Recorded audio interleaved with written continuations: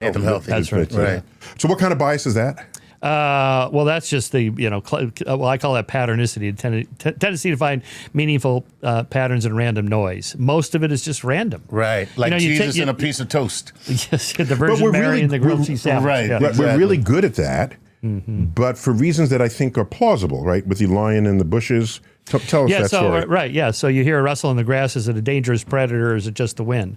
So if you think that the rustle in the grass is a dangerous predator and it turns out it's just the wind, that's just a false positive, no big deal. You just move aside. But if you make the other kind of error, in which you assume the rustle in the grass is just the wind, it's a dangerous predator, you get a Darwin Award for taking yourself out of the gene pool early by making that mistake. So we tend to assume the worst. We tend to assume the pattern we think is really is real, just in case. Right. Same thing with conspiracy theories. Most of them are not true, but some of them might be. Maybe it's better to err on the side that they really are after me.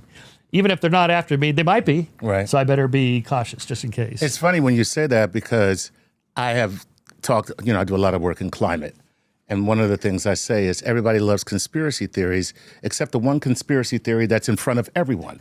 And that is a small group of companies got together and decided that at all costs possible, they were going to make sure that we dig stuff out of the ground and burn it, full well knowing since 1950 whatever, that it would destroy our planet. Now that is a conspiracy.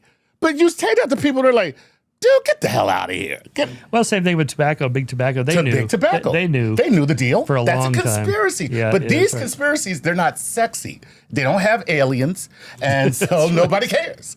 That's right. I mean, the Illuminati, these 12 guys in London running the world. Okay, but there are 12 CEOs in tobacco that, Right. They had meetings. We have their memos. Yes. And they they knew the deal, and millions of people died, but yet somehow that's not a conspiracy. They're the ones that had that phrase, the jury is not in, or the science is not settled. We have to wait. We have to wait. That's what they came from. Yeah, that's where it came from. This notion of settled science, the people I've spoken with who would invoke that term, the way they bring it to the table is there are these two research papers that are opposite the other 100. And so therefore the science is not settled. Without realizing that there's always going to be outlier research papers. Right. And so at Especially some point, when they're paid for by the people who want a different answer. So tell me about the notion of consensus here. Because when you look at, I think if you look up the definition, it refers to opinion, consensus of opinions. And in science, when we speak of consensus, it's the agreement of experiments and observations. So how has that word worked for you when you've invoked it? Well, in science, we have to be careful to define that. I mean, it's a consensus of the experts who have been fighting each other for decades about whether this hypothesis or theory is true or not. By the time we consume it, they've already hashed out all the problems. Right. And go, this is what we think is probably true. We could be wrong, but that's what 97% of climate scientists say X. What about the 3%? Maybe they're right. Right. Maybe, but probably not. Yeah, Mr. Exxon and Mr. Shell. That's who the scientists are.